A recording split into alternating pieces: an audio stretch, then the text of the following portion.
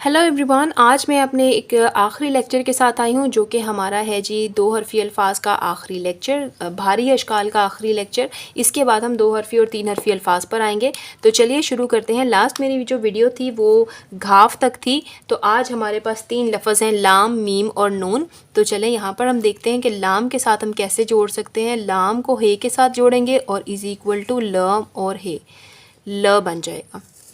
ठीक है, तो यहाँ पर हम पहले लाम के साथ लिखना सीखेंगे। तो लाम और हे अलिफ हा को मिला के कोई भी लफ्ज़ नहीं बनता, जैसे कि रे और अड़े को मिला के लफ्ज़ नहीं बनते थे। इस वजह से हम यहाँ पे शुरू कर रहे हैं जो वर्ड अल्फाज के अंदर आते हैं। ठीक है, जैसे कि लफ्ज़ है चूल्हा, तो देखें चूल्हा के अंदर लाम और हे एक साथ आ रहा है। इसी तरह अगर हम कुल्हाड़ा लफ्ज़ यूज़ करें तो काफ लाम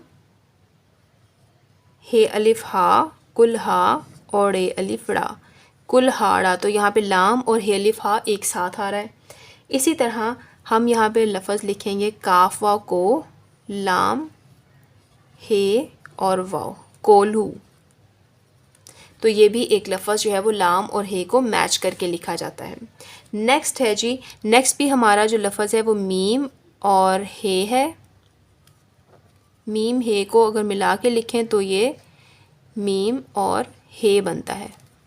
ठीक है, तो अब हम देखेंगे कि इसके साथ कौन से अल्फाज बनते हैं। अब ये भी जो लफ्ज़ है ये भी इससे शुरू नहीं होता, लेकिन हर अल्फाज के दरमियान में, ये हर लफ्ज़ के दरमियान में इस्तेमाल हो रहा होता है। जैसे कि काफ मीम कुम हे अलिफ हा और रे, कुम्हार। तो मीम और हे अलिफ हा साथ में यूज़ हो रहे हैं। ऐसे ही ते मीम तुम हे अलिफ हा, तुम हा री, मीम और हे अलिफ हा यहाँ मैच हो रहे हैं।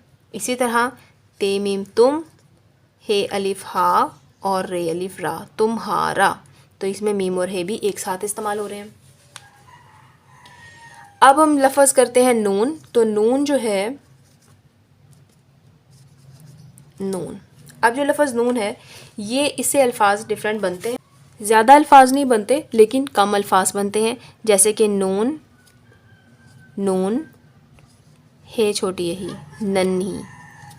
ठीक है, इसी तरह नून, नून हे अलिफ हा, नन्हा। सही हो गया। इसी तरह आप डिफरेंट अल्फाज जैसे नहीं है, नहीं भी दूसरी हे से इस्तेमाल होता है। तो हम कई लोग तो नहीं इस तरह भी लिख देते हैं, but it's not right, it's not the right way to write नहीं। तो कोशिश कीजिएगा कि जब भी आप कोई उर्दू का लफ्ज़ राइट करें तो वो बिल्कुल सही ग्रामर और सही इमला के तौर पे लिखा जाए। तो नहीं, ये वाला सही नहीं होता है। तो मिलते हैं अगली वीडियो में नए लेक्चर के साथ। ये मेरी जो भारी अशकाल का एक लेक्चर था, ये आज उसकी आखिरी वीडियो थी। नेक्स्ट वीडियो में हम शुरू करेंगे तोड़ जोड़ और नेक्स्ट अल्फाज, दो हरफी अल्फाज। तो मिलते हैं अगली वीडियो में। Till then take care, good.